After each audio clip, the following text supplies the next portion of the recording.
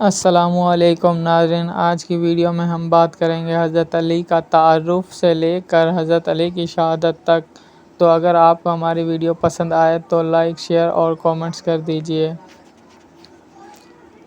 حضرت علی کا تعارف۔ حضرت علی رضی اللہ تعالیٰ عنہ حضور اکرم صلی اللہ علیہ وآلہ وسلم کے چہیتے چچا حضرت ابو طالب کے بیٹے تھے اور بچپن ہی سے حضور اکرم صلی اللہ علیہ وآلہ وسلم کے زیر سایہ تربیت تھی۔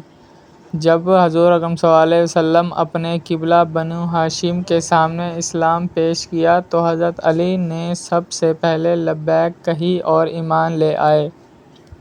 اس وقت آپ کی عمر 8 برس کی تھی۔ ہجرت کی رات حضرت محمد صلی اللہ علیہ وآلہ وسلم آپ کو ہی اپنے بستر پر لٹا کر مدینہ روانہ ہوئے تھے۔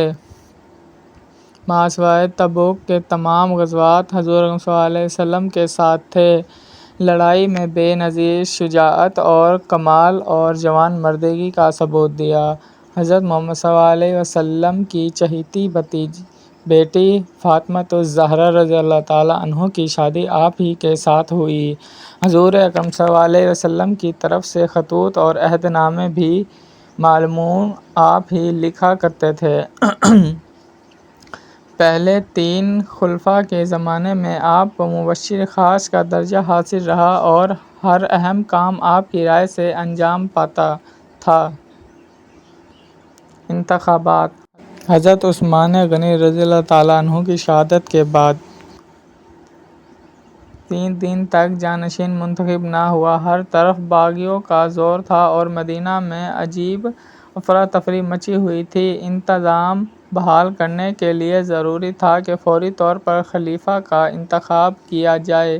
اس لیے انصار و شجاعت بزرگوں نے اکٹھے ہو کر حضرت علی رضی اللہ تعالیٰ عنہ سے درخواست کی کہ وہ خلافت کا عہدہ قبول کریں۔ آپ نے بار بار انکار کیا لیکن بالآخر مان گئے۔ چنانچہ ذی الحجہ 535 میں عام بیعت ہوئی اور آپ نے مستند خلافت پر قدم رکھا۔ سیرت اور عہد خلافت پر تبصرہ۔ حضرت علی رضی اللہ تعالیٰ عنہ میں سب سے پہلی چیز آپ کی شجاعت ہے۔ سخت سے سخت معرکوں میں بھی آپ ثابت قدم رہے۔ بڑے بڑے جنگجو آپ کے سامنے آنے کی جرأت نہ کرتے تھے۔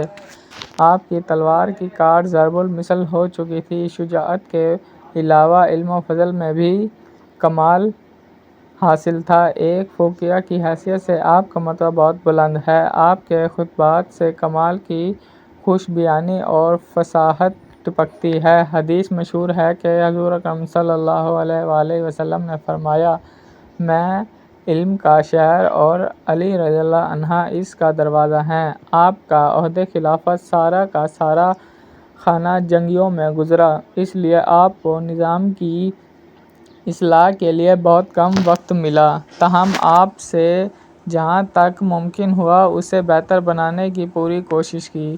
فوجی چھاؤنیوں کی تعداد میں اضافہ کیا، صیغہ مال میں بہت سی اصلاحات کی جس سے بیت المال کی آمدنی بڑھ گئی۔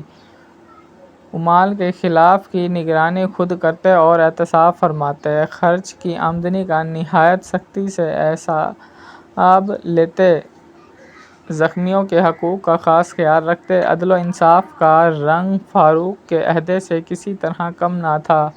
محکمہ پولیس جس کی بنیاد حضرت عمر رضی اللہ نے رکھی تھی، ان کی تکمیل بھی حضرت علی رضی اللہ عنہ کے زمانے میں ہوئی اور ایک باقاعدہ پولیس کے دستہ کا کام عمل میں آیا جس شرطیہ کہتے ہیں۔ اس کے اکثر آلہ کو صحاب الشرطہ۔ اس کے فضائل میں حفظ و امن، جرائم کی روک تھام کے علاوہ منڈیوں کی دیکھ بھال بھی شامل تھی۔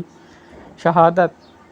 خارجی نہروں کی شکست کے بعد خاموش نہ بیٹھے تھے۔ اس کے 3 جان باروں نے فیصلہ کیا کہ ایک دن مقرر کر کے حضرت علی، امیر معاویہ رضی اللہ تعالیٰ عنہ اور عمرو بن عاص رضی اللہ عنہ مصر کو قتل کر دیا جائے۔ چنانچہ تینوں اپنے اپنے سفر پر چل پڑے۔ ابن سلیم نے حضرت علی رضی اللہ تعالیٰ کو شہید کرنے کا ذمہ لیا۔ تینوں نے تجویز کے ساتھ مطابق ایک ہی دن فجر کی نماز کے بعد وار کیے۔ امیر معاویہ رضی اللہ عنہ پر وار اونچا پڑا۔ عمر بن عاص نے اس دن اپنی جگہ کسی اور آدمی کو مسجد میں بھیج دیا تھا، چنانچہ ان کی بجائے وہ آدمی قتل ہو گیا، لیکن حضرت علی کو زہریلا آلود خنجر کا کاری زخم لگا، جس کے باعث حملے کے تیسرے روز ہی 20 رمضان المبارک 24 رمضان کی رحلت فرما گئے۔ انتقال سے پہلے تاکید کی کہ میرے قصاص میں صرف قاتل ہی کو قتل کیا جائے گا، کسی اور مسلمان کا خون نہ بہایا جائے۔